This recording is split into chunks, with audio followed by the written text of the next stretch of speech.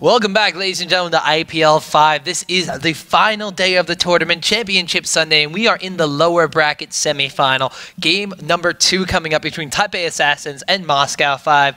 Moscow 5 had control of the entire game in game number 1. Hey, for like 4 minutes at the start, they totally didn't. All right, totally. So for 4 minutes out of a 52.5-minute game, M5 did not have control. But for the other 48 minutes and 48.5 minutes, they had complete dominating control. Alex each hitting 500 CS about the 45-minute mark into the game. They were a complete beast. They had all the resistances in the world. They looked like that they were on the way to their victory, but just a little bit of Rambo-ness. They never really forced their fights. They had fights being forced upon them because, not Diamond Prox, but Genjo would be very aggressive. Darian would be very aggressive, actually. And unfortunately, it just didn't work out for them. It was 1v3, 1v4 in a lot of situations. A couple of 3v4s, but it never felt like there was that big team fight till TPA. They went aggressive, got a great Curse the Sad Mummy onto Genja by their inhibitor turret, and just picked off Alex each, and, well, that was the game at that point. Alex each is so unfortunate. He had such a high creep score. He had so much gold, and he did so much for the initiation and everything on his team. But unfortunately, a little bit of miscommunications kind of added up. There's that fight at Dragon where the support and the AD carry in the bottom lane. They kill the Dragon. The other 3 members of M5 are up in the Baron pit. They're trying to hold off TPA against the Baron. They get this weird pincer move down, but Curse of the Side Army catches the 3 members on the top part, isolates the support in the AD carry. They get evaporated. Jax gets evaporated. Alex each on Diana tries to go in, and TPA 7,000 gold disadvantage at the end of that game. March into M5's base, take down the Nexus, and well, now they're up 1-0. M5 facing brink of elimination from the tournament. TPA looking to coast into the lower bracket finals. I believe they're going to be going up. Well, I know they're going to be going up against the loser of Fnatic and World Elite, where on the main stage, Fnatic has taken game number 1. That is the first game World Elite has lost the entire tournament. And really, a lot of people have been saying that Asia tends to dominate the scene. Europe is certainly making a big showing now. I mean, right now we're down to 2 Asian teams and 2 European teams, and as of this second, we have the 1-game advantage to Fnatic, and I believe we was actually ahead game 2, but still relatively early on in that game. But I mean, we've got so much still left to go. It's weird. We have so much left, but it's only 3 sets, I believe, after this. We have this set, winners, and then losers, and then the final set, and then we're done. But still, it feels like we have a lot ahead of us because we do. We have maybe not that many games, but the best matches possible. I think the entire tournament actually has been the best matches possible. Everything. I mean, Blaze versus Moscow 5, the great showing from CLG. North America, well, we had a good enough showing. We had CLG. We had Curse North America actually coming through. Top 8, yeah. Yeah, top 8 for Curse North America. Some disappointing results from some teams that had a little bit higher expectations. Singapore Sentinels, a lot of people had them on their list to crack into the top 8 as well. Team Solo Mid, one of those teams that unfortunately not living up to the hype and the high standards that their fans have set for them. But well, we still got a good tournament. I've talked to some people. They say North America is going to be coming back, and it may not be stuff we see really obvious. I'm going to be like, whoa, check it out. They're immediately back. But I think there's a lot going on behind the scenes that's going to make some really strong teams coming out very quickly. Well, practice makes perfect, and it looks like both the teams are ready. Casters, of course, are all ready. We're going to be getting into bans and picks for game number 2. Can TPA Assassins close it out 2-0? Or are they going to be able to come back, M5, and force a game number 3? Here we go, guys. Picks and bans have started. Evelyn being banned out right away from TPA Assassins. They do not want Alex each getting that one. Rengar, of course, being banned out. It's a point of contention between both Darian and Stanley. Lee Sin, of course, Diamond Prox not going to get his favorite kind of champion. And what do you think M5 is going to change up in their bans here? They could go for someone like Misfortune. They could go for the Zyra even. That bot lane kind of started everything off poorly for Moscow 5. But Nivea at the same time was the one who really stopped their pushes. There's a lot they can ban out, but nothing that can really shut down TPA. It's weird to think about because what really stopped the Moscow 5 aggression was going to be the Nivea clearing out those pushes, but at the same time, they did lose bot lane to the Misfortune Sona and Amumu being banned out by TPA, not wanting to first pick him, but now wanting to give that to Diamond Prox, who's shown his strength with it in the past. So a very smart ban there, and this kind of changes everything. So you can't just have that heavy AoE jungler. Malphite is still available, but I don't believe they've been running that much Malphite jungle so far in this tournament. One of the things I'm really surprised to see is M5 banning out Diana second. They are going to ban out Twisted Fate. Orianna has been left on the table, so they could potentially have something to work out with. Normally, I would say they ban Orianna, leave Diana open, and let Alex each place Zyra. And if they take Zyra, then Alex each takes Diana again, because it worked out so well for them. Orianna is normally... That is Toys' toy, even. And one of the biggest counters to Orianna is Diana in the lane, and they banned it out. So if they go for an Orianna pickup, which no doubt they are, now it's on M5. TPA, I don't think they really had to think about that. It's like, maybe there's a trap set up, maybe they have a plan, and Moscow 5, they might, but this is the character. This is a character that people have been just banning out for months, saying, do not let TPA get Orianna. Do not let them have this character because they will dominate the game. There is the Zyra. I was wondering if they're still going to give that one to Alex each. I guess he feels very confident in his Zyra versus Orianna matchup, so they are going to have Zyra potentially in the mid lane. Shen also being left open. Now flipping back over to Olaf. I believe there'll be a top lane Olaf as well. This could actually be indicative of a little bit of lane swapping for M5. In the previous games, when they run Olaf, they like giving Darian his island in that 1v2 lane. Most of the time, they're going to be on the purple side now, so they can send him down there with the blue buff, so you could spam out those undertows, clear the waves, keep his farm up while underneath tower, but they leave him on the island, they let him do pretty much whatever they want, and most of the time, Diamond Prox is going to be very active in mid and top lane, trying to snowball those for advantages for M5. And that's a very common thing to do with Olaf. He's very good in the 1v2 just because of the undertow spam. It does have a high cooldown if you can't pick up the axes, but it will still be effective. You will still have enough compared to a lot of other top laners. Maokai being locked in, but Lil Ball is going to go for that aggressive catch there. You know, going for a good initiate with the Orianna ball could be with their plan. They have a lot available. Usually you want to see someone who could carry Orianna's ball when it has command protect on them. Maokai is one of those characters, and usually you might see someone else, maybe like a Malphite. But I like the picks as is, and Ezreal being locked in, definitely one of the most solid AD carries in the game. Probably the most picked AD carry this entire tournament as well. So Ezreal and Maokai being locked in. Maokai, of course, will give that hard engage in the mid lane. If you wind up ganking with Maokai, you can potentially get that level 3 gank off. Yes, Zyra's going to pose a little bit of problem because you can get the roots down. However, Stanley can provide a little extra harass, get that dissonance down, as well as popping a shield on Maokai to keep him alive in those ganks. Could potentially see some pressure being put down on Alex each in the mid lane. Plus, level 6, as you mentioned, Maokai goes in, pops the Vengeful Maelstrom with the Twisted Advance. Orianna ball goes on him. They get the initiation they want. They get that command shockwave, and they can turn on around from there. Ezreal, of course, a lot of people are wondering, well, you know, there was the Phage nerf. There's a little bit of rework on his W. Why is he still so popular? When you have a competition where Orianna is an extremely popular mid-champion and she groups everyone up with her shockwave, Maokai, of course, can lock down targets and keep them in that Vengeful Maelstrom AoE. Everyone forgets Ezreal deals a decent amount of AoE spell damage with his Essence Flux, still gets the extra damage from his Mystic Shot, and that True Shot Barrage going across an entire team is a very scary prospect. It's a terrifying spell. Moscow 5 locking in Sona, so no Sona Ezreal lane, which I'd say used to be the best lane in the game possible. But Sona, after receiving those nerfs, a bit too squishy to sustain that. But this doesn't mean we're going to see Alex H in the mid lane playing Zyra. So we saw Zyra support last game. Nice little tricking out from M5. I don't know if that's what they wanted. TPA, they might have chosen someone like Ezreal. Ezreal's pretty effective against Zyra just because he has the Arcane Shift. But Sona, you can't really dodge a power chord. Stanley, are we going to see his tank in Italy? Are we going to see some ridiculous build that makes no sense, but it turns out is absolutely perfect because he just knows the character so damn well? That is definitely a possibility.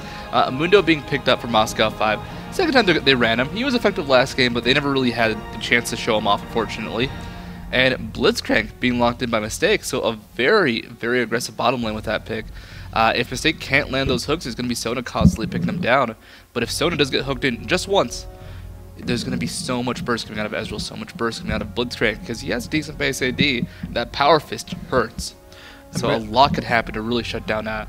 I was interested to see what M5's AD carry was going to be. I thought they could potentially be going with a late game kind of carry in Kog'Maw, but they don't have a lot really to protect them besides the tanky front line in Mundo and Olaf, which will of course be trying to split off Ezreal. A lot of the times when we see this Olaf running in, he wants to chase after the Ezreal. Ezreal can kind of kite him for a very long time because he has the Arcane Shift, he has a flash capability. If he's running heal or cleanse on top of that, well then he's going to be in a very good spot to just continue to run away from that Olaf who's going to be trying to charge him down. That would effectively split off that, and if they have a very strong team with the remaining 4v4, they could potentially take down the one tank or just ignore him completely and go for the very squishy Zyra or the squishy AD carrying Corki. But Genja, feeling confident with his Corki. We're going to have to see if he stays a little bit closer to the team this time around, or if he is going to continue to split off and push, as is Darien.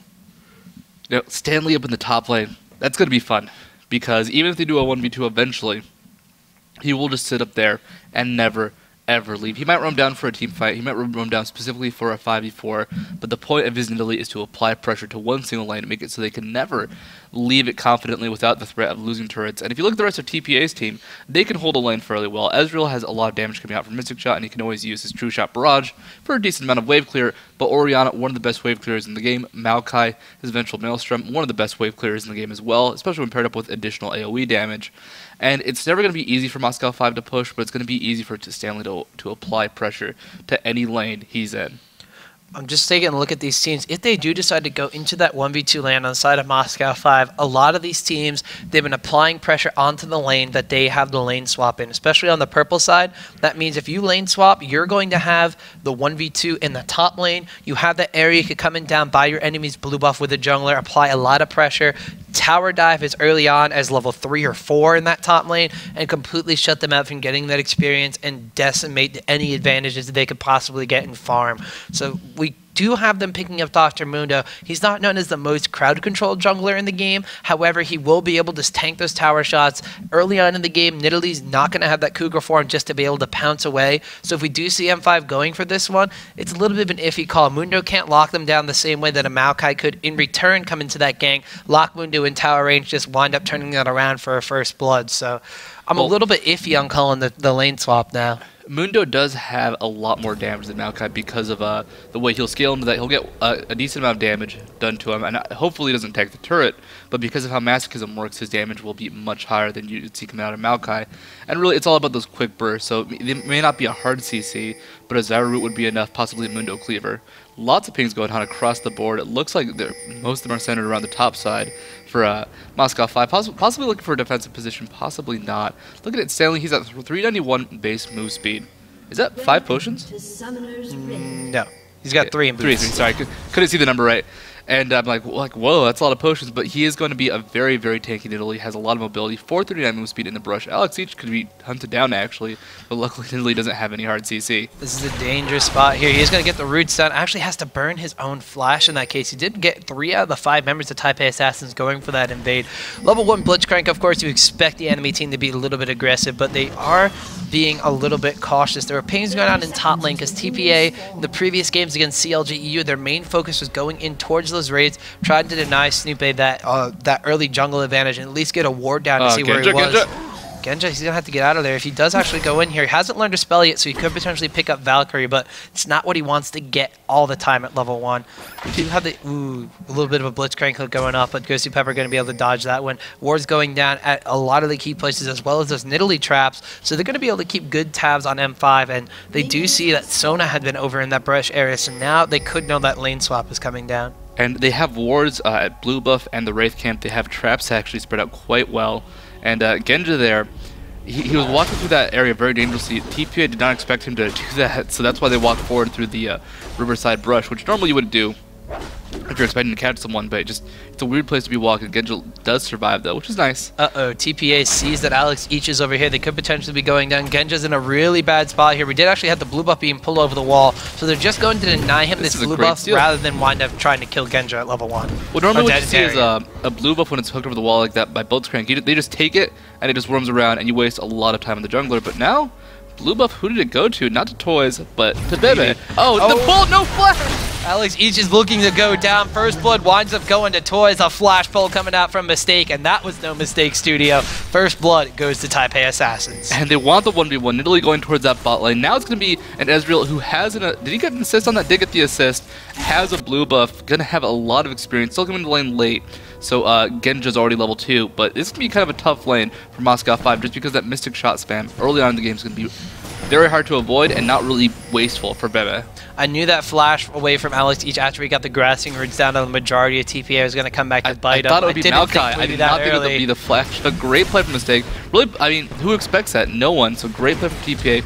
really kind of playing with the expectations of literally everybody. One thing that they still have, You can get that bush over the wall. Almost getting Gosu Pepper over there. One thing that is in favor of Moscow 5 now is that Flash is down on Blitzcrank. So if they want to go around and still get this gank, it's not the 1v3 situation they could have in the gank. It's still going to be a 2v3 because of the support in this, the support in AD in top lane. But they still could have Diamond Prox come through that brush. If Genja, with his early level advantage, can spam those spells to maybe get the lane pushed out. Ezreal with the blue buff, though, it's going to be really hard to push against. Blitzcrank's Flash is down. That could still be a point of contention on a little bit of this game. But given Ezreal that blue buff, I still can't see them really wanting to do that now. It's fun watching Lily lane against Olaf. Lots of damage being done to Toys there. Lots of chase, actually. Those plants do a lot of damage pretty much throughout the game when you're going a full AP Zyra instead of just support Zyra. And it's an unfortunate situation because the Flash is still down on Alex Siege. If they want to, Lil Balls can go aggressive. I don't know if you saw it, but it was fun. Did you see the lane for Olaf versus Italy? Just nearly auto-attacking Olaf, as Olaf just has a bit too much armor at this point in the game to really care about that. Lil Balls could be cut out here. He is actually going to get hit with the Undertow. He still has a flash available. Ghost being popped by Darien. Does have to use it. Ignite goes down. He's going to run in with some reckless swing. Undertow from Darien. Super aggressive. And now that's a double buff Viking roaming Dak down the bot lane. Nice kill right there. This is going to be a big deal. He has a double buff. He can farm safely against Italy. He can even pressure Italy if he wants to. Just tossing out those axes, making sure that at no point Stanley's going to be confident. Alex Siege takes a little bit of poke. Darien goes ahead, recalls back to base, going to get some decent items. And now Maokai, he lost a double buff. He's a very blue-dependent jungler. He's going to really not be able to jungle that much and still have a presence and the mana to be able to gank efficiently. Something about both of these junglers loving to pick up Doran shields. We see a Doran shield on Mundo extremely early, as well as on Maokai as he goes back to buy. Probably just because now that he has those buffs down, he's not going to be able to jungle as effectively. He needs something to give him a little resistances, and maybe just doesn't want to go for the cloth armor early on. It's efficient. That's a big thing. It gives you HP. Had he had more raw HP, he could have survived the Olaf damage. The armor maybe not so much because of the true damage. So it makes sense because there is true damage coming out from Darien, percentage damage coming out from Diamond Prox. So he might need a little bit more raw HP just to survive against the true damage against some of the auto attacks, because the armor wouldn't help against magic resist. Ooh, I don't know if they saw that Sona animation going into the brush. That means that someone else is going to be there. Or don't believe they did. We are actually going to have in the mid lane, though, Alex Each. There is a Maokai here. Twisted advance with a flash on the tower. Alex Each's flash is back up. Little Ball's going to be taking that one. There is a shield there from Toys, but he is not going to wind up going down. They do force the flash out of Alex Each once again. They force him back, but Little Ball's also taking a brunt of the damage there. Doran's shield definitely helped with that tower dive. One of those fun things, too, that you always forget about. It's like, oh, yeah, you can really take a lot more tower damage because of that. The flash was used again, which means he is susceptible to Orianna, to Maokai. A lock and kill Alex Siege right now. He's playing fairly defensively. 3 CS behind as Diamond Prox going towards that mid lane. Pings onto him, though. They saw him roam towards that area. Walks straight through where it's Diamond Prox is going to use the threat of Mundo to apply some pressure rather than actually here. Genja, though, in a bad place. The exhaust goes off here. Mistake did pop the overdrive. Is he going to get the knock-up on him? Flash away from Genja, so they burn that one out. BB, in the meantime, has taken a decent chunk of damage. The Gosu Pepper applied a little bit of pressure back onto him. But this is pretty much what we saw last game, except there's no super hyper-aggressive Misfortune pickup in this one. It's a little bit more even, as Corki and Ezreal kind of the same style of AD carry, that they rely on a lot of spell damage to do this, and they're a bit more of that mid-game kind of champion rather than the early to mid-game burst that Misfortune was putting out. Well, great missing shots, actually, as a pull to Gosu Pepper. This might be what they want. The Mundo is nearby. Can Gosu survive, though? Gosu is actually going to survive. Diamond Prox making his presence known. There's a ward in that brush. He is going to wisely push back BB and Mistake. However, there's a lot of damage going on to Genja and onto Gosu Pepper in this lane. Still has a CS advantage of 52 compared to the 43 of Ezreal, probably just because he had a little bit of extra advantage in the lane getting there before Ezreal did. And surprisingly, that blue buff from Ezreal not giving him the advantages that I thought it was going to give him against Corki in this lane. It's fun watching Stanley go up against Darien, getting some very, very small pokes off, not getting the Q from her cap form, the auto attack enhancer. So it's going to be a very odd lane where Stanley, normally you build a lot of armor, maybe not so much HP, which is a lot of defense. So we might see a Warmogs come out and Stanley just to deal with Olaf and the true damage he does output. But overall, this is a chance for Stanley to really just apply non-stop pressure. He's a bit behind in CS, but he's going to be pushing so much, so often. If Darien ever leaves lane like he just did, a lot of CS can be denied. Do have the lane pushing back into the top lane. TPA going to deny a little bit of CS to Genja against that tower. We're doing a pretty good job of CSing as they back up against it. Goes to Pepper and Genja here. Level 6 on Genja, only 5 for BB, 5 for Mistake, but only 4 for Gosu Pepper. So a bit of experience differential in this top lane. Meanwhile, mid lane, we see both their mid laners going over to take their respective blue buffs. Alex each going to pick his up now from Diamond Procs. Toy's not getting his. Look at Lil Balls. Lil Balls has it. Could have been a steal. At the same time, Lil Balls is a little bit behind because of that early death, so maybe just to benefit him, he went to help. But still, this is going to be a bad situation for Toys because, well, Alex each has blue buff. He can go ahead and spam Q on himself, as he did there just to get the last hit, and it's not really a big problem. It's going to be just a constant aggression coming out as Alex each can spam and just do what he wants. And it'll make sense for Toys to go ahead, go back to base buy, get that Chalice of Harmony, start going for the Athenes, and just have to play it back a little bit. Both of these champions in the mid lane have acquired their Chalice of Harmony. Phoenix Codex being picked up from the side of TPA, so a 70 CS advantage compared to now the 65 that Alex Cheech will be able to put up. Taking those rates away from his jungler Mundo. It's going to be A-okay though, and as you mentioned, blue buff is going to let him spam spells more effectively than Toys is going to be able to, so his farm is going to skyrocket, whereas Toys, he might struggle to keep on pace with this one, so if Alex each can gain that advantage in CS, they might be at a little bit of a better space as they come into the mid game here. And we talked about it a little bit earlier. Stanley, he's a little bit more of a late game Nidalee. He wants to go for those items to give him survivability, and then goes for the Trinity Force for team fights later on in the game. I believe against CLGEU, he went and got a Spirit Visage, he got a Guardian Angel, I believe was the second item he acquired, or the third item he acquired, and he got a Trinity Force 40 minutes into the game. So he wasn't really looking to dish out the damage, he was looking to sustain himself in these fights, keep him alive, and rely on the high base stats that Cougar form damage output is going to be able to give you to dish out the pain. So if M5 can get Zyra at a good space, if they can get Corki to his Trinity Force at the same time, if not a little bit earlier than BB might be going for one, then they have this mid-game team fight presence that they can try to capitalize on TPA, but they gotta group up and they gotta execute it properly this game. It's gonna be a weird, actually, flash forced out onto Mistake right there as he went ahead, got caught up by Diamond Procs, used the ultimate. The team fight presence coming out from both TPA is going to be very, very awkward just because it's the Nidalee pick. Nidalee is hard to make work in a team fight. It's almost an assassin, but it's not quite someone who can gap close like, let's say, Olaf with his Ghost if just can't be CC'd, or someone like Akali. You have to kind of pounce up there. It is fairly quick, but it's also very predictable, very spottable. Mundo looking for another gang top and applying that constant pressure. They don't want to make sure BB does not get ahead like he did game 1. Pink ward in that bush. That ward, will it survive? No. Gosu Pepper actually gets pulled in. This might work out for M5. True Shot Barrage goes across. There has been a flash burn on the side of Gosu Pepper though, so they said not to re-engage it despite it being a 3v2. Meanwhile, bottom lane, looks like Little Ball's going to come all the way in from behind Darian Sauer. Has to pop the Ragnarok so he can't get crowd control by that twisted advance. Malka is just going to back off of that one, but Stanley taking early advantage in this lane against Olaf. CS is relatively even, both of them going for that Phage first. We're going to have to see if Stanley does go for Trinity Force, mixes his build up a little bit more, and if Nidalee gets a Trinity Force before Olaf's able to get super tanky, we could see that team fight presence we were talking about for M5 just slowly be eliminated. We actually have Dragon being initiated on right now by TPA. They force Olaf back to the base. Not that much for use. Diamond Proc's actually being caught out. Use the ultimate. Can he escape this though?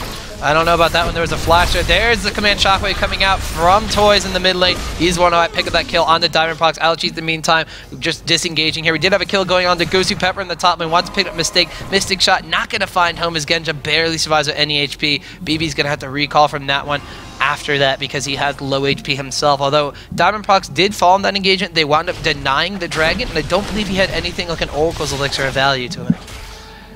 Unfortunately, the kill did end up going to Gosu Pepper though, so it's a goal that's not necessarily wasted, but not going to be as efficiently used, which is unfortunate, but still, 1-for-1 kill. Stopping the Dragon is going to be a more important deal. It is worth the death to go ahead and sacrifice that Dragon and not let it get picked up. Right now, Toys at 117 CS, Alex Each at 113 CS. Not what we saw last game where Alex Each kind of had a slight lead early on and then eventually just kind of skyrocketed, really starting at this point. It wasn't a huge lead, but it was building up very, very quickly. Darian now having some free time against his turret in the bot lane, he needs to push up as much as he can. He needs to apply the damage when he has a chance, just because Stanley, maxing out that heal, now has a Ninja Tabby and a Dagger, probably going for a Zeal Sling just for the move speed. It's going to be very hard to push against, very hard to deal with. Yeah, and as we were talking about, Stanley goes for an early Trinity Force. He's going to be dishing out a lot more damage than M5 may have had the scouting information on him for. We do also see here Diamondprox now going back and acquiring his Oracle's Elixir after he's died. M5 with the support and AD carry and everybody in the world putting wards down on that bush, going to contest this dragon. They forced TPA off of it early. If they can take this and convert it for themselves, they're going to be in a really good spot. Stanley, though, as well as Little Balls coming in from the sides, trying to stop them from doing this, but I think they're going to get it down. True Project does not quite land. A bit too late. Of course, outspan that smite is very, very difficult. They go ahead, they secure the dragon. That's a nice pickup. That's a nice clean extra 1,000 gold for the team. We saw this last game, but this does give a lot of free time to Bebe up at the top lane, who's 20 CS behind on Corki. Corki does pick up some jungle, but that's a lot of CS that Bebe can pick up to catch up, and a lot that's being denied to Corki. So it was still in favor of Moscow 5, as that blue steel not going quite as TP anticipated, and they might be punished for this. It is actually resetting on them. M5 is around this area. Still double ward center, but one pink and one normal there.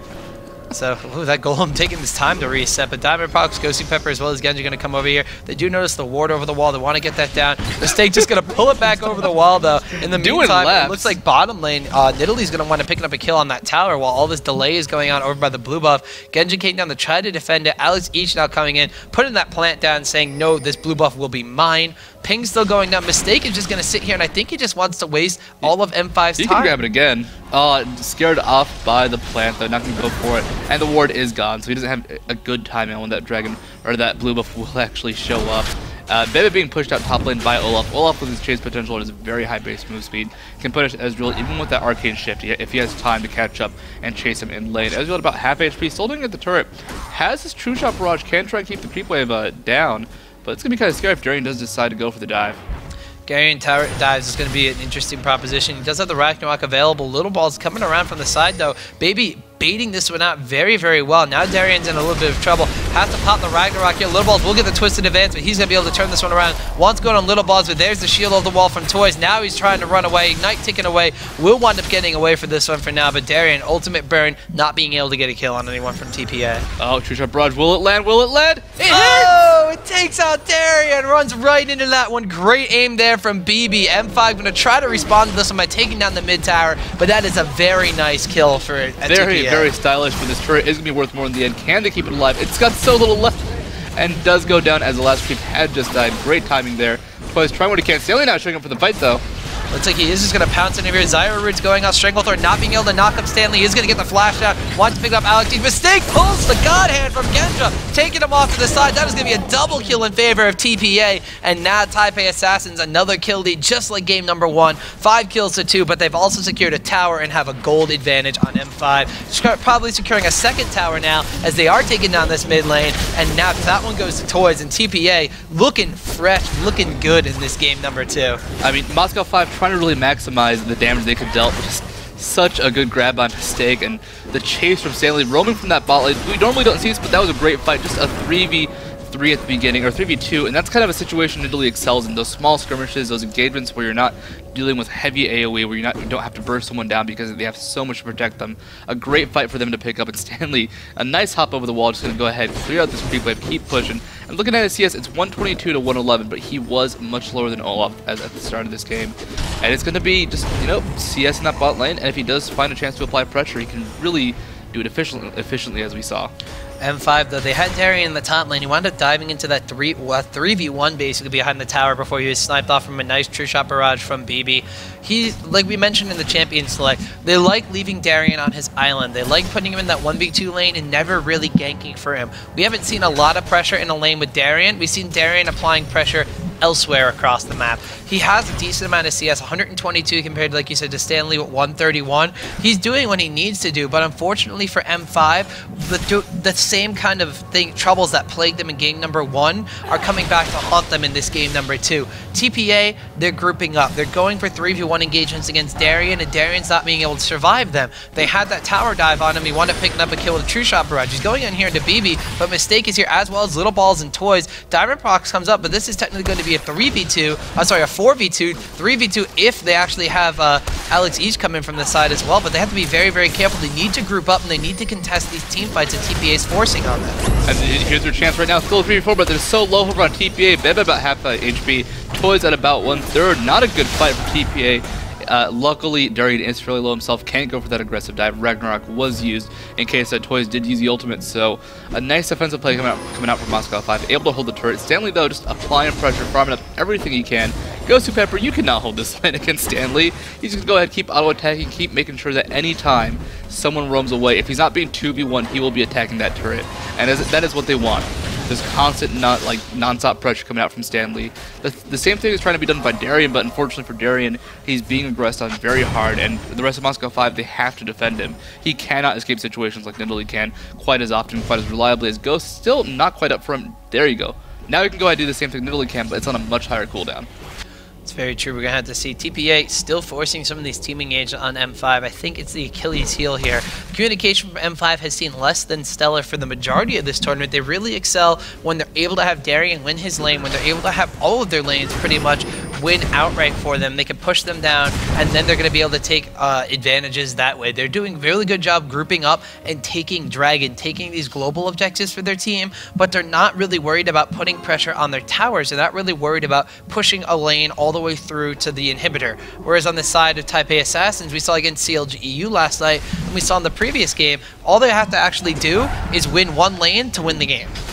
Definitely. He's taking a lot of damage. Stanley trying to show up and back him up. The pull does get him back. Can he survive, though? They're going to get a trade there. 1-for-1. Darian winds up killing Mistake. However, Stanley winds up picking up the kill on Darian. So that is going to be yet another kill going to the very scary Nidalee. Now 3-0. In the meantime, the rest of M5 down here going to be going for that second Dragon of the game. They're still securing these advantages. They're still staying even in the gold counts. But last game they had a gold advantage and they still wound up losing. So I don't know if that's all they need to keep themselves in this game. Well, luckily for Moscow 5 TPA, their AoE is not, it's not quite an AoE team comp as we saw last game. I mean, there is a lot of AoE presence for sure. It has that blue buff. It does go to LXH TPA Toys. You're not going to be able to snag that with that ball. It's already dead. That top turret's going down, and the team fight from Moscow 5 is a bit more equal in terms of TPA. They had their plans before. They had really good assassination, really good burst, but never really came through. As Stanley just pushing up top lane. He can 1v1 Genja fairly safely just because he has the experience advantage, almost has a Triforce completed, but doesn't really want to risk it. We do have M5, 3 members grouping up in the mid lane, but it's more to defend than apply any sort of pressure back on the side of TPA Assassins. Toys couldn't steal out the buff from M5, so he is going to be securing his own. Bottom lane, we still have all the lanes rotating around. The AD carries and the top laners keep going into these 1v2 situations after a fairly standard lane just flip-flopped on the map where the top laners were in bottom, the AD carry and support were in the top lane. But now Diamond Frost coming around, does find Mistake waiting in the wings over here. Can he and Darian wind up picking up another kill? It's going to be the momentum shift that M5 needs. However, in comes Toys and Little Balls. It's another 2v4. Darian's going to wind up taking out Mistake, but now Toys is going to wind up taking out Darian. So even though Darian keeps going 1-for-1 in these trades, they keep eliminating the support for the top laner, and now M5 can't fight. I mean, M5, they could try to fight, but Toys to use his ultimate. True Shot Barrage still up. Everything is up except for the Ignite on and Toys. Olaf. and yeah, and Olaf is also gone as well as Mistake. So, alright, support for the top laner, hell yeah, I'll take that trade. They don't need Mistake to initiate the fights, and that's important. Blitzcrank, when he's the crux of the enemy team, when he's the only person who can reliably start a fight, taking him out is going to be an awesome pick. But they have Toys, they have Little Balls, they even have Stanley, who may not be the best initiator, but if he walks in there with a ball on him, that shotgun's going to be amazing. We do have Stanley farming up these golems. Genja's going to find him over here. Is he going to try to get the Gatling gun done? No, just firing some rockets into Stanley's face, backing him off. Now Stanley trying to apply some pressure back on the Genja. Pounce goes off. Look at the damage that he's able to output. He has acquired a Trinity Force now, so Ninja Tabby as well, and Double Doran's Blade, just taking chunks out of Genja's HP. Genja, in the meantime, has gone for that BF sword after Phage build, whereas Ezreal has gone straight for a Bloodthirst. So Ezreal may have a little bit more damage, Corki a bit more sustainability health-wise, but that Bloodthirster, of course, is going to make Ezreal win out in trades. So just look at the damage that Stanley is putting down on Genja. M5 is going to have to do something about that, or at least push somewhere else to make Stanley split pushing less effective and start taking towers of their own. Well, unfortunately, they don't have someone who can split push as well, but Ghost is down on Darian, and once again, he just kind of dies. Stanley, though, not in a great situation. Going to be a 2v3. Would not be surprised to see Crescendo used just to secure the skill. There's the Crescendo going off, but Pounce and Flash are still available. Muno needs to land one of these cleavers on Stanley, so he's not able to get away. Misses the cleaver. Stanley winds up juking that one. Now the Pouncers are going off. Stanley still has the Flash. This is going to be a good spot here, and M5 is going to have to back off after burning the Crescendo. Meanwhile, in bottom lane, Darian getting chased up by 3 members of TPA Assassins. That that second tier bottom tower is going to fall. And once again, M5 committing to go against Stanley, finally group up as a team of 3 or 4, but they're not able to secure the kill. And TPA continuing to push down towers, continuing to take objectives, and apply pressure onto M5's side of the map. That's all they want to do. They want to make sure that Stanley... Oh, nice try. Better try right there. Baiting him into the toys. Ultimate, the command shockwave goes off, and it looks like Alex Each is going to absolutely melt. Now there's 2 members down from the side of M5. Actually, only 1 member down from the side of M5. That's Alex Each goes down in that mid lane. And now TPA Assassins, 5 members strong, really looking to take the fight to M5. They've secured about a 3,000 gold advantage, a little bit more than that one. Oracle's Elixir is still taken away on Little Ball, so he's being able to clear out the vision from M5. True Shot Barrage going down on the side of this bottom tower to clear it out, but Darian is actually going to secure this one. So second tower of the game winds up going down for M5, but TPA have 5 towers already. There's 2 down in the mid lane and the bottom lane. They have a clear path over to the base of M5. And look at Stanley. He's split pushing and split killing. Genja has the Valkyrie over the wall. There's the flash break from Stanley. He wants to pick up this kill, going through the tower. Exhaust goes down from Diamond Fox's Mundo, though. Is Stanley going to fall? Ultimate goes off from Mundo. Is he going to wind up going down? Mundo in the bush. Oh, no. Nidalee's passive getting a little bit of extra speed boost, making her get away from that one. Doesn't die, and that's important. They keep the top turret alive. They have at least 1 outer turret. That outer turret, when it does go down, is going to leave Baron wide open for TPA. The Oracles on Little Balls, they can clear out the topside jungle. The team fight is going to be just there for TPA if they have a gold advantage, if they can get good catches as they've done in the past, whether it's Blitzcrank Hook or Orianna Ultimate. But the problem Moscow 5 has is they can't deal with Stanley. They're trying to go ahead, trying to pressure him in top lane, maybe get a kill onto him, but as you can see, that's requiring at least 2 to 3 people to chase him out, barely. And because of that, because they cannot secure a kill, because they can't do anything after they've chased him out, that leaves bottom open, that leaves middle open. And TPA, not quite to the degree we hesitant with split pushing, but they're going for a heavy split push. But instead of using, you know, the Stanley as their sole split pusher, they're doing the big plays when Moscow 5 roams top. So they're forcing two people to deal with Stanley because they need that in order for him to be shut down for that split push. In the meantime, we saw 3 members of TPA in that bottom lane took that second tier turret while M5 was up there wasting their cooldowns trying to catch the Nidalee from Stanley, but they just weren't able to. So 8 kills to 4, 5 towers to 2, pretty much the story. The gold advantage, only about 3,000 gold now in favor of TPA Assassins. Moscow 5, they had TPA come from behind and beat them in last game. Can they do the same thing to the TPA Assassins here? That Toys ball is very, very scary considering the Command Shockwave has come off of cooldown. Alex Each felt the wrath of Command Shockwave last time around. Darian, though, he's kind of go forward here, wants to go in. The rest of his team not necessarily feeling the same exact way. They built things down knowing that Stanley's coming over, and what does M5 have to do to try to get themselves back against TPA? Well, the good news is Darian deals an incredibly high amount of damage right now. He went for a Triforce, not a common build on Olaf. Normally you might see a Brutalizer as his only DPS item, but then quickly into a Reverie, into a Warmogs, into just a lot of tankiness. But right now, Darian, he has that Triforce. He deals so much damage because of Undertow's spammability. He just needs to catch up to either Toys or Bebam. The problem is going to be that, well, once he goes into the fight, the rest of M5, can they follow up? Not so much Toys with Command Protect onto either Little Balls or even Stanley, or just a good placement with Command Attack can Shockwave and really shut down their team fight. So they need to have Darian approach and still have TPA able to go ahead, get past that ball, get into the fight, and get Azara ultimate down. It's possible, but it's going to be tricky just because of the good positioning coming out from TPA. If they can catch out Toys with a pair of Vines, that might be it.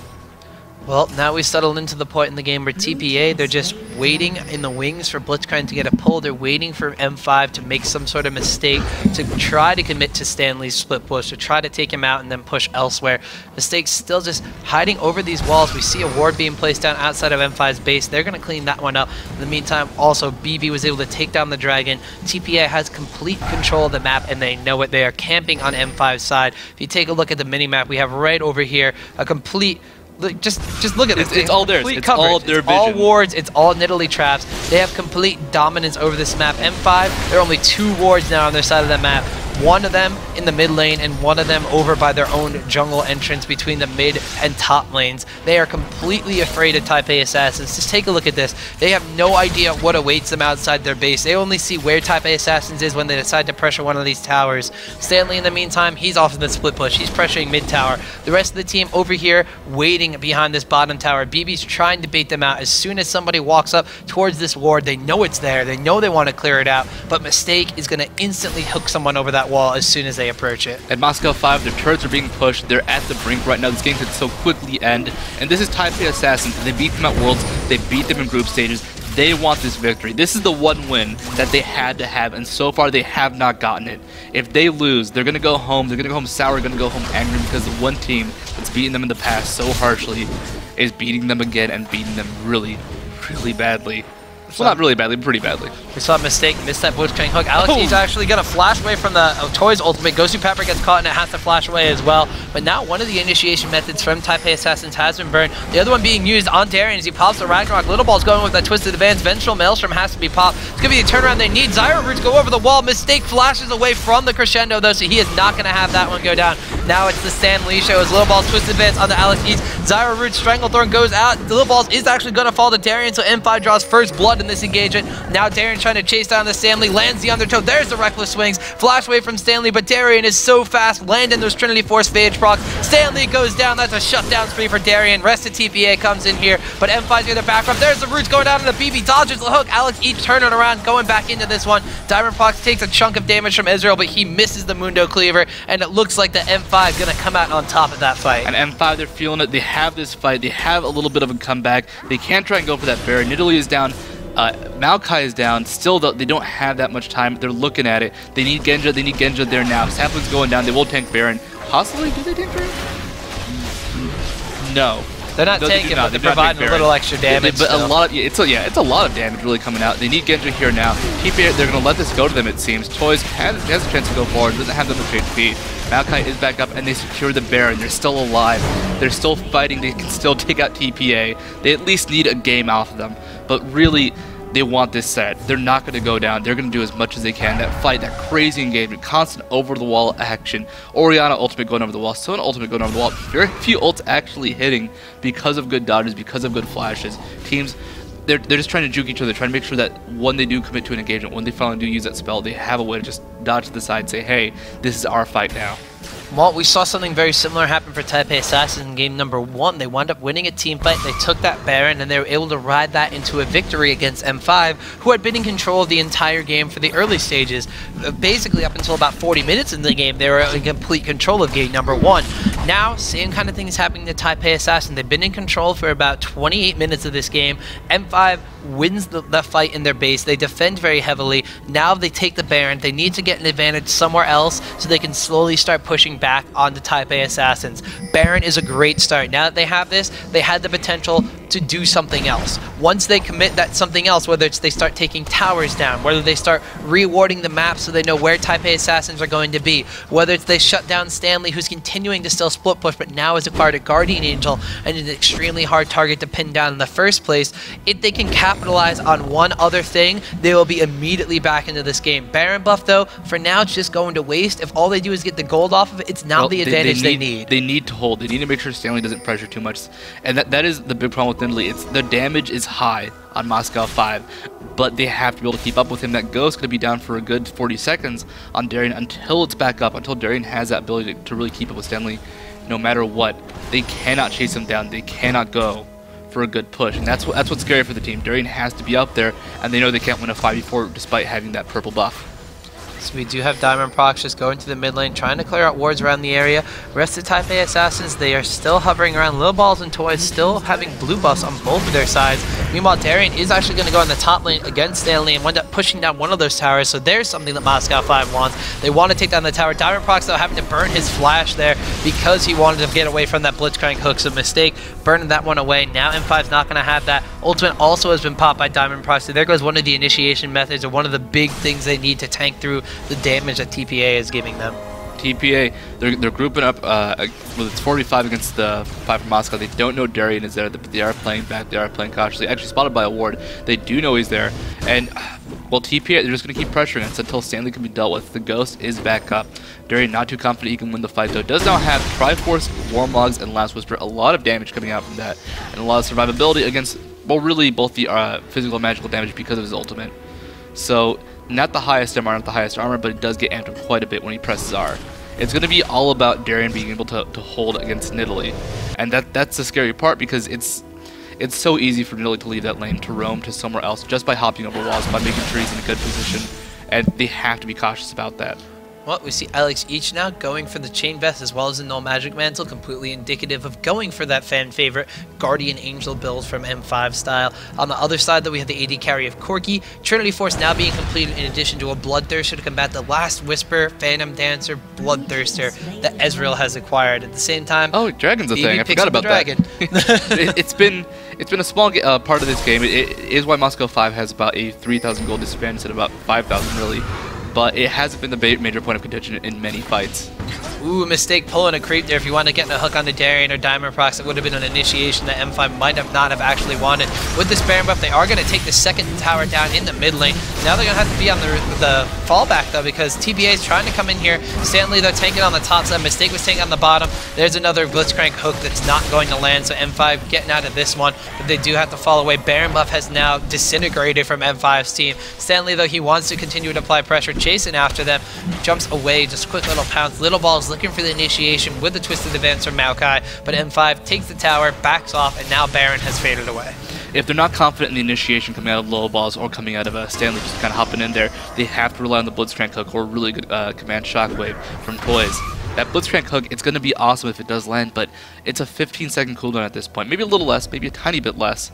But if it does not hit, if it does not land, and they're not confident to initiate at 14.4 seconds, if they're not confident to go in for that fight, if they're not landing hooks, then it's going to be up to M5 to just juke nonstop. If TPA plays too scared, they cannot win this game. They cannot fight back, just because eventually Moscow 5 will find a good chance to initiate, and it's going to give them so many more chances, so many more options. So we do have Guardian Angel as well as an Elixir of Brilliance being picked up by Alex each. That gives me a little bit of a notion that M5 wants to fight soon, or at least to pop that blue Elixir by the time the Baron's going to respawn. That could be another big point of contention unless TPA is going to be going to try to push down this mid lane. They could be trying to force M5 back into the situation they were earlier when they lost that fight 2-0, where they're going to be trying to pressure that mid lane, trying to pressure the bot lane and get the hook over the wall the entire time. There goes the ward over the side, but M5, they're stronger than they were last time. TPA, they're stronger too, but M5 has closed the distance between them a little bit. Big ticket items have appeared on Alex Each's Zyra. Stark's Fervor has been acquired on the side of Gosu Pepper. Trinity Force and Bloodthirster for Corki. Trinity Force, Last Whisper, and more tankiness in the Warmog's armor now on Darien. Even Dr. Munda has Spirit Visage as well as an Aegis of the Legion, and still that Heart of Gold ticking away for him. So M5, they could be looking for an engagement here, and TPA might think they have the game. Toys, though, has his own Guardian Angel on top of the fact that Stanley's Guardian Angel in Italy has yet to be popped since he acquired it. So it's really going to come down to positioning as well as who executes their ultimates properly in this next team fight, because a lot of missed skills in the previous fight really won it for M5. I wouldn't even say missed skills. It was good flash, good jukes. It was not a misplay on TPA. It was the pro play on Moscow 5. And TPA, they actually had a lot of dodges of their own, but they have to get that fight. They have to find a way to initiate. And at TPA, they are playing very far back. They are playing scared. They're just making sure that they are Group 5 pushing very quickly, but they don't want to go for these hard initiates. They don't want to force anything they are not 100% confident with. And that's kind of what happened in Moscow 5 Game 1. They did not commit to any fight, and in the end, it just gave TPA a chance to catch them out. Blue buff, you're still not going to have any fun this game. This could be a bad situation for TPA. They do pick it off. Stanley now still pushing up towards that top side. Toys now in the mid lane. They're going to just go ahead, group up, push mid possibly, or at least just get more CS. But farming only goes so far. If M5 knows how low Stanley is, only had about half HP, they could be looking to engage on TPA here. They might not know that, though. BB did want to take that blue buff away from Alex Each on the side. So, Genja actually in Rambo mode, getting caught out over the side. Is he going to be able to flash or Valkyrie over the wall? Winds up doing it just straight forward, though. Stanley at very low. Darien, in the meantime, getting blown up. Has to pop the Ragnarok, but Toys is going to be on a rampage because that Sona Crescendo goes out, as well as the Stranglethorn from Zyra. Not going to wind up hitting home. Does a decent amount of damage across TPA, though. Now here's the poke war over the wall again, but without Darien, I don't know if M5 is going to come out ahead. Alex each getting burst down. Guardian Angel has now been popped. True Shot Barrage, the hook just half a second too late, but Alex each getting extremely, extremely low. Diamond Prox pops his ultimate, is trying to provide some sort of tanky front line, but TPA 1-for-0 in that fight, and they're not done with the pressure yet. They don't have Darien. They don't have someone to dive against Bad. That's the big problem right now. It's a 5v4, but that person who shuts down the AD carry, or at least gets towards Toys, who is so low himself, it's all his GM Genja down. Being poked down. Bad going aggressive. Is the Ignite going to be enough? Yes, it is! And TPA, they take an inhibitor turret. They're going to take this inhibitor. I mean, they just got control of the game back. They're no longer scared. They can roam towards Barrier. They can do what they want. This game is not over. But Moscow 5, they're at the ropes. They're so close to being eliminated, taken down as the 4th place contender of this tournament. And do they want that? No. They need to keep fighting. They need to keep going. And they're so close to being just out. They need to engage with Darien. They need Genja not to be caught out on the side. It's same thing as last game. Darien wants to go in and fight when the rest of the team doesn't want to.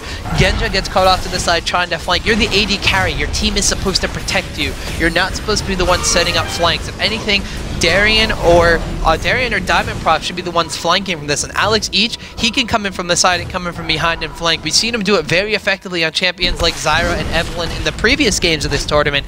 Genja needs to stop getting caught. He is the team's backbone, being the AD carry, but he is not the team. He can't do it himself. It was also a miscommunication because at the same time, Darien Renford took a lot of damage, a lot of bursts coming out from Toys. And it was a two-way street where Genja was going to escape. He had the Valkyrie, he still had a flash available. It might have been a blown summoner, which it sucks. It's not a good situation that you have to use it just for an escape like that. But hey, you still survive. You keep yourself alive. But at the same time, Darien Ranford took so much damage, had to retreat, had to go tick down to an ignite really.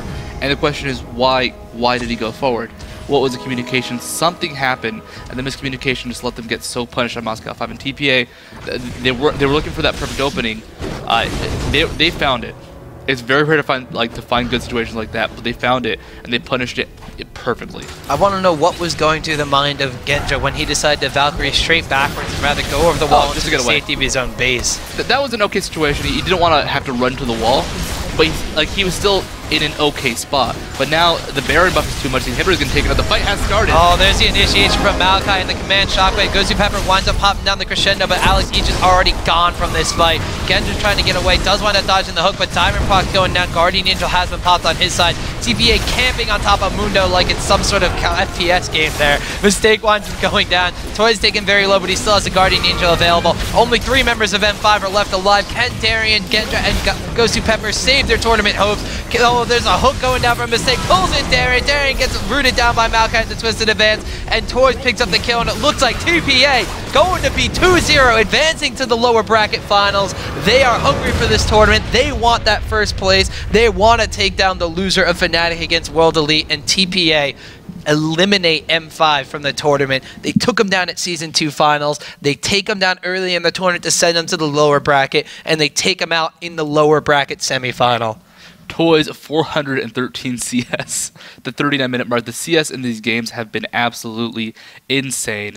But TPA, they're advancing, they're confident. That was a solid game from them. There were a couple moments where I did not know if they could do it, if they had what it took, if they had the confidence. And still, they found their chance, and they punished Moscow 5. They played well. They played well this entire tournament, but just a couple small mistakes really did shut them down at the end. Some miscommunication. Someone wasn't on the right wavelength, and, well, we saw the results. Still, though, TPA, I mean, they now take at least third. They want to take first. They've taken it before. Why stop now? I mean, we saw in 5, the story of the game was basically every single time there was an engagement, they weren't in place. Genja coming in from the side, he was able to set up some good things with split pushing and some good engagements in the game number 1. When they had a large lead. Game number 2, they were playing the same kind of style almost in the end part of the game. That last fight, the first fight in their base worked out flawlessly for them. They were both trying to poke over the wall, but everybody from M5 was in their base, and they got the counter engagement on TPA after they dodged those spells, dodged the ultimates coming out from Orianna, and especially were able to burn the twisted advance from Maokai onto a Ragnarok Olaf, or Olaf that had Ragnarok available. The fight worked out perfectly for them. In the next engagement, there was just some miscommunications we were talking about. Genja Valkyrie back to live, did not return into the base to continue the poke war. Darien rushed forward thinking that they wanted to still fight. Genja had to turn back around. Alex Each wound up getting blown up immediately after Darien fell down, and unfortunately, M5, something's troubling them, and it shows in their gameplay. They came into this tournament, they had practiced hard. We spoke about it many, many times. Their manager said they were training for this tournament. They wanted that first place victory. More importantly, they probably wanted the revenge on their Taipei Assassins for taking them out of the Season 2 championships. But and they were group stages even too. They were beaten twice by TPA. Yeah, just a very, very solid fight, our game, where they got, I'd say, a little trashed actually in group stages, and then This past game, game 1, they had the lead. They could not do anything with the game. Or game 2, well, they never had their moment to shine. They never had the moment where you confidently saw them move forward and do something. It was a cool fight where they really came back in game 2 and got the Baron as a result. But that was TPA initiating. That was them trying to counteract the fights. And in the end, TPA, they did not leave that many holes open for themselves in Moscow 5 because they were scrambling, trying to constantly do something to catch out TPA, and it never worked out. Left themselves open as a result. Still though, TPA, they're advancing. I don't know. I don't have the result quite yet for Fnatic versus Weeb. Not too sure if that's over. It was Fnatic up 1 game in the past, but the loser of that will be playing TPA, and the winner of that match, they go on to grand finals. They go on to try and take first place. These teams, these top 3 teams, they want the gold. Silver, not worth it. Bronze, they've never even heard of it. They want to take number 1. They want to be there, and they want to beat the best. M5 taking 4th place in this tournament. You really can't discredit them, though. Who did they lose to? M5. Group stage TPA. Group stages, they lost to TPA Assassins, who are currently in the lower bracket finals.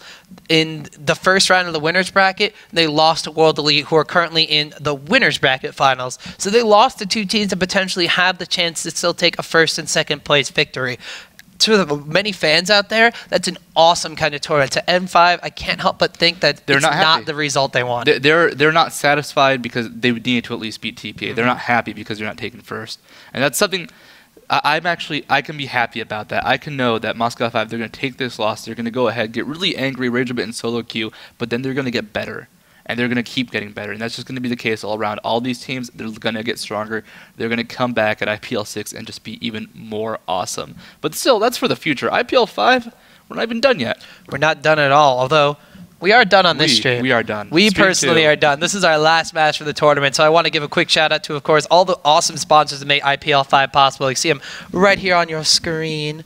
But ladies and gentlemen, once again, it was an honor and a privilege to cast. Big shout outs to IPL 5 and all the tournament organization. Big shout outs to the guy running the stream right here. That was very awesome. He's working with us for a while. Cool guy. Sitting right here. You can't see him because he's on the opposite side of the camera. Let's move the webcam. We can't turn it around. But regardless of the fact, Studio, it's been awesome. It's been a pleasure. Very nice working with you here. And ladies and gentlemen, it's not done for League of Legends yet. You can flip on over to the main stream. Go right now to stream. Back on the main stage. They could potentially still have Fnatic and World Elite going on. I know we're going to rush over there to see if it's still going. Oh, it's 1-1. We got a score update. It's 1-1. World Elite took game 2. So it is still going. So feel free to flip on over to the main stage. We still got losers bracket finals and the grand finals to go. Those are all going to be on the main stage. I believe it's going to be Red Baron and Hat Person casting the next match. Not Fnatic and World Elite going on now. I believe that's freaking Joe Miller casting that right now. Then we have Baron. That's freaking Baron 2 as well. Freaking Baron, okay. Yeah. So freaking Baron casting that one. And then we have the TriCast, the Trinity Force of casters. Trinity Force of casting. That's a fun one.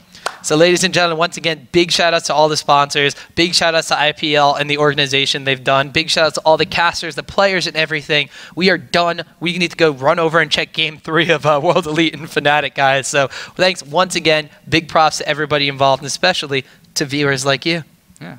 We are sponsored by PBS a bit. We are. Definitely. It's not on there, but we definitely are. So, all right, guys. Thank you very much. Tune on over to the main stage. If you're not, I don't know what to say. Well, just, you know what? It's speed stick. Don't sweat it.